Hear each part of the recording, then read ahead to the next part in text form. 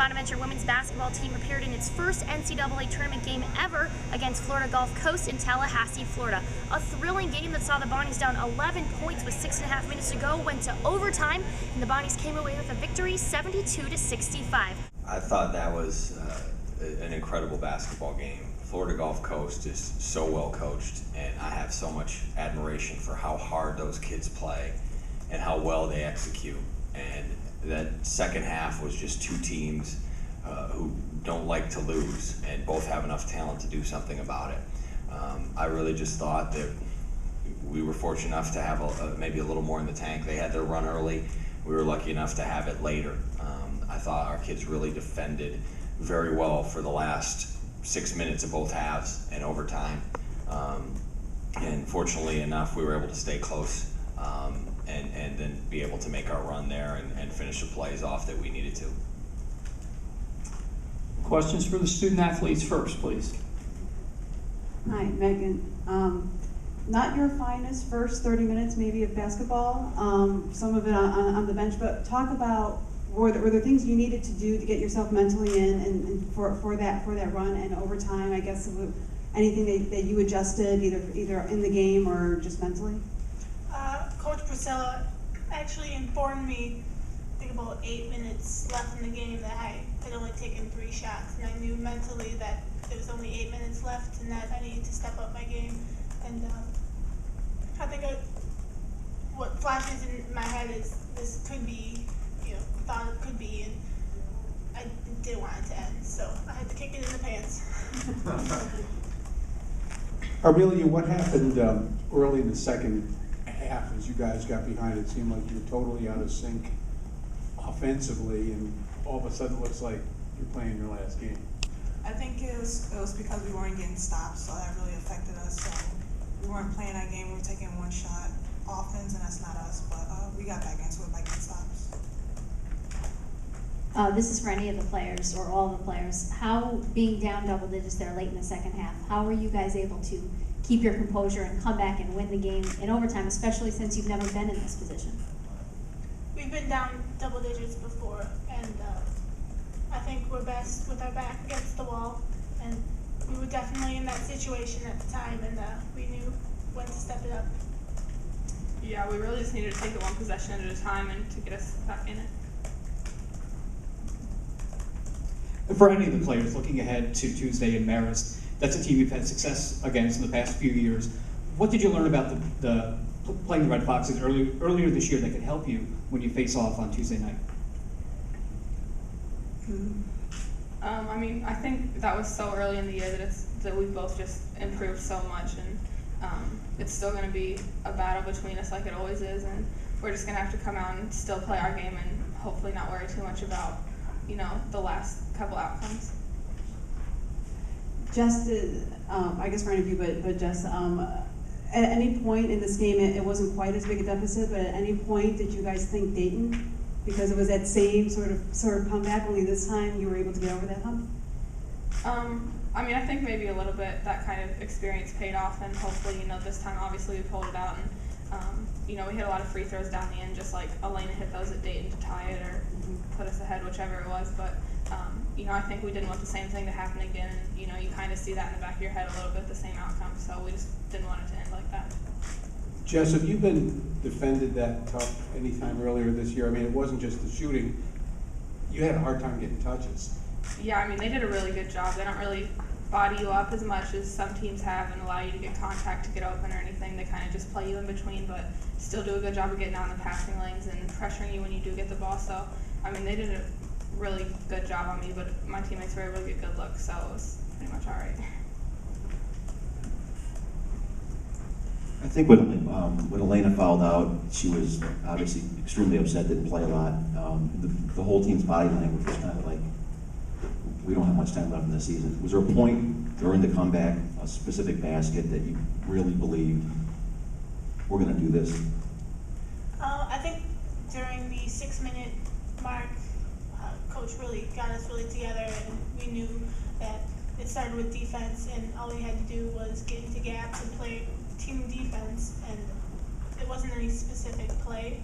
Chelsea's 3 maybe, when Chelsea get the 3 to cut it to 5. I mean, three points are always nice as well here. Did you happen, as a follow-up, did you happen to hear the overrated chant with about 6 minutes to go? I don't hear As an many inspiration. cheers, but that was definitely one I did hear. So, that definitely was interesting. I don't think it affected us at all. We don't worry about that stuff. Coach, I asked you yesterday about the loss in the A-10 championship game and how that would affect you, and you said, well, we have to wait and see till we get out on the court. Now that you got there and you guys were behind late and were able to come back and win, how do you think that loss kind of helped this victory? You know, I'm not sure if it did, and I don't mean to be flippant with the question, but this is probably our third or fourth double-figure deficit we've faced in the second half, and we've come back and won. I know we did it at Charlotte. I know we did it at Dayton. You know, we've done it a few other times. So, you know, I thought our kids felt not comfortable, but they know they've done it before. And this group, you know, they're best when their back is against the wall, and they made some adjustments defensively to force them to take some more difficult shots. And we were fortunate they missed some, and we were able to get some rebounds and get some tempo going into things. Jim, 6.5 minutes left, you're down 11, no offensive flow. Are you thinking, is it gonna end like this? I was just really mad at our defense. I mean, they put a lot of pressure on you with their offense, and they executed. I mean, it's like the execution of great basketball down here with them and Marist. I mean, they both teams just execute so well, and they were putting a lot of pressure on us, but we weren't defending like we were capable. We were staying glued to people. We weren't getting into our position that we like. So they were getting layups, and I think over the first probably 14 minutes, they probably were shooting over 60% from the field because they were getting layups, and that was all I was thinking, because we didn't want to go down like that. We've done so well defensively, and we're a pretty good defensive team, that it was really, and that was the challenge. And I know, Tom, you asked a question, a shot that got us going. I thought Jess's floater out of the timeout, left-handed floater, out of the timeout, whenever we see Jess make a basket, it gets us going a little bit. So I thought that got us going, and then I agree. I thought Chelsea's energy really picked us up, but we started to do what we do defensively, and I say that proud of our kids, but also with a ton of credit to Florida Gulf Coast that they didn't let us do what we usually do defensively. Would you have thought you could win a game where Jess basically gets shut down and you get out-rebounded by a smaller team? And we've done it before, so I just, you know, with this group, anything's possible. I mean, we've won 30 games, and we've won them in a lot of different ways. And we're fortunate, you know, Arm today, she just does what we need her to do. I mean, you know, we needed her to get to double figures today. We needed her to start finishing some layups late in the half after she missed them, and she did that. We needed her to get rebounds. She went and got what seemed like every rebound late. We needed Chelsea to give us a burst, especially with Doris rolled her ankle. Chelsea did it. We need Meg late. Meg did what she does. So Jess is going to be Jess, and you know, we just need our other kids to make sure they're doing their jobs, and today they did. She hit many left-handed shots all season. Yeah, not in games, in practice all the time. Yeah. I mean, she shoots a left-handed half-court shot that she makes probably 1 out of 5 times, and shoots the day of games. When you saw it go up left-handed, were you thinking, like, what are you doing? Or No. I don't think any time, what are you doing with Jess? She can do whatever she wants. She's earned that. You've had some unbelievable personal chilling moments this season, winning the title at Brody, Selection Sunday party, the bus parade out of town. Where does that whole feeling, as you realized very late in overtime that you would won it, where does this rank in among all that? And I got married this year, so it's really been a lot of great things. Well, everything's second to the marriage, of course.